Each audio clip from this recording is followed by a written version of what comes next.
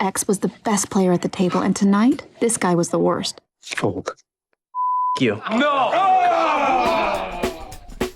Who would have guessed that our friendly neighborhood Spider-Man was also one of the most polarizing players in high-stakes poker? Clearly, Tobey Maguire has a mask on behind the mask, and today we're going to get into how one of Hollywood's biggest heroes is also one of poker's greatest villains. Are you a good poker player? You must be. I'm pretty good. Yeah, I enjoy it. Tobey Maguire is best known for his role as the quippy, crime-fighting Peter Parker in Sam Raimi's Spider-Man trilogy. However, outside the glitz and the glamour of Hollywood, Maguire crafted a second, secretive identity as a high-stakes poker player. And what started as an innocent pastime would evolve into a central part of his life, bringing him unimaginable fortune, but also severe legal troubles. So let's get into it. Born in Santa Monica, California in 1975, Tobey Maguire initially wanted to become a chef, but pivoted to acting in his teens at his mother's encouragement. This decision led him to small roles in television before landing breakout performances in films like The Cider House Rules and Pleasantville. His rise to unprecedented superstardom, however, came in 2002 when he donned the red and blue suit of Spider-Man. Hey,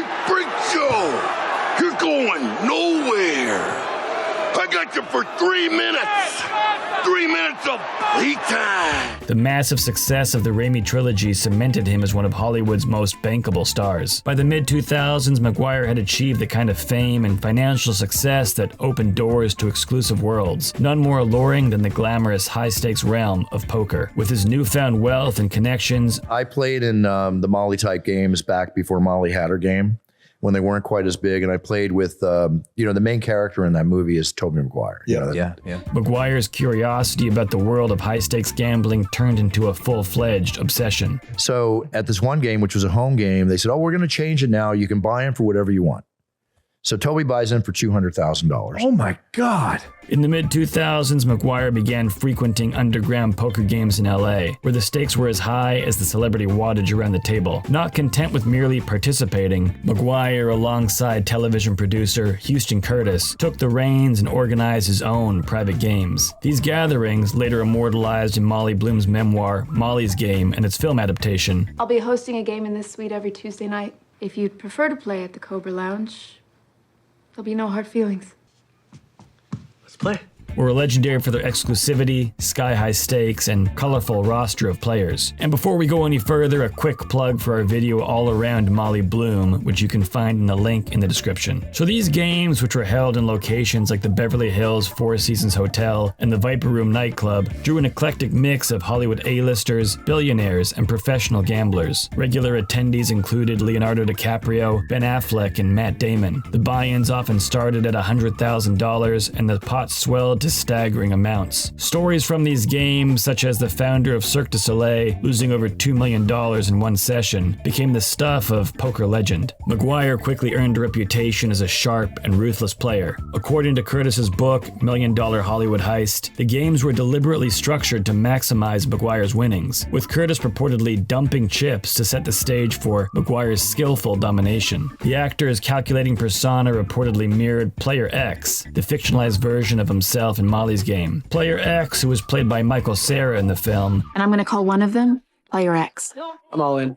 Player X subscribed to the belief that money won was twice as good as money earned. He lived to beat people and take their money. Embodied the shrewd and often cutthroat approach that Maguire allegedly displayed at the poker table. Between 2005 and 2009, Maguire's poker nights became the hottest ticket in town. The games, often held on Tuesdays, grew in prestige, attracting some of the wealthiest and most influential figures in Los Angeles. And these games were not without their lighter moments. Stories from the table include Leonardo DiCaprio getting staked for a $5,000 buy-in because he was hesitant to risk his own money, and Ben Affleck writing a check for Matt Damon's $50,000 loss in a single session. But the stakes were no laughing matter. Some games reportedly reached $200, $400 cash game stakes, and the potential for multi-million-dollar wins or losses was always on the table. Houston Curtis's memoir recounts the staggering sums exchanged at these games, and Curtis himself claimed to have won upwards of $15 million over 4 years. Maguire, meanwhile, was rumored to have made projections of earning $10 million a year from poker alone. Despite the lucrative winnings and high high-profile connections, Maguire's poker empire began to unravel in a fashion more dramatic than his movies. His calculated demeanor at the table, including moments of alleged stinginess, such as attempting to cap Molly Bloom's tips, painted him as a divisive figure in Bloom's memoir. As the stakes grew, so did the scrutiny surrounding the games. The biggest blow came in the form of lawsuits stemming from the downfall of Bradley Rudderman, a hedge fund manager who embezzled millions of dollars from his clients to fund his gambling habit. The next recruit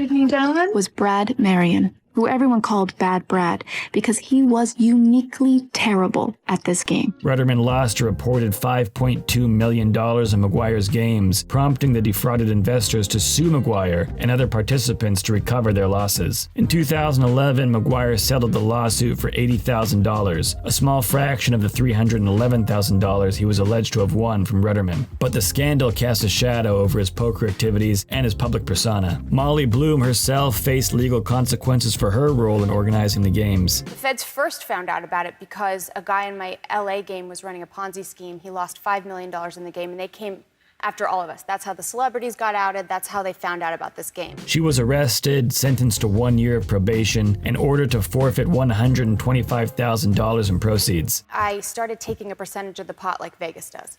And that was when I crossed over and broke a federal law. The aftermath of the lawsuits and legal actions brought an end to the era of Maguire's high-stakes poker dominance. In the years since these poker scandals, Maguire's reputation has remained a subject of debate. On one hand, his poker exploits showcase his intelligence and his ability to navigate high-pressure situations. On the other hand, the legal troubles and ethical questions surrounding the games tarnish his public image. The portrayal of Player X in Molly's game introduced his poker persona to a wider audience, immortalizing his role in the high-stakes games of Hollywood lore, while the film's fictionalized account added a layer of mystique. You disapprove of me.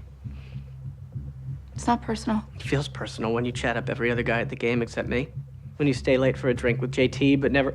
Have you visited his Oscar? The real-life stories behind the games continue to fuel fascination and controversy. Following the poker controversies, Maguire largely retreated from public life. While he still works in the film industry, his focus has shifted to producing rather than acting. In his personal life, Maguire appears to have distanced himself from the high-stakes gambling scene almost completely. After divorcing Jennifer Meyer in 2020, he's largely kept his private life out of the headlines, focusing on co-parenting their children. Tobey Maguire's journey from a bright-eyed actor to a high-stakes poker hustler is as dramatic and multifaceted as any one of his on-screen roles. What began as a passion for poker grew into a high-stakes enterprise that brought him wealth, brought him notoriety, and also brought him lots of trouble. And though the world may not see Maguire at the poker table in this way again, his legacy as one of Hollywood's most infamous card sharks is unlikely to fade anytime soon.